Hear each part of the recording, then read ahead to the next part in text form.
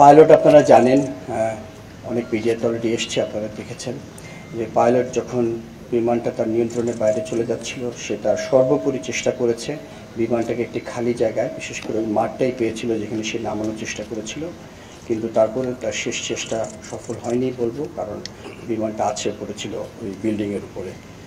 কিন্তু সে সেই নিয়ন্ত্রণ রাখার জন্যে বা বিমানটাকে দিক নির্দেশনা যাওয়ার জন্য যে মূল্যবান সময় দিয়েছে, তার জন্যে তার যে ইজেকশন বলি আমরা, বিমান থেকে বের হওয়ার যে পদ্ধতি আমাদের, সেটা বিলম্বিত হয়ে যায় এবং তার ফলে সে তার নিজের জীবন উৎসর্গ করেছে বা সে আজকে আমাদের মাঝে নাই।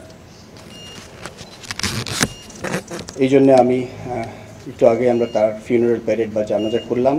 আমি তার আত্মার মাগফিরাত কামনা করছি আবার, এবং তার শোক সন্তপ্ত পরিবারের প্রতি আমার গভীর সমবেদনা জানাচ্ছি।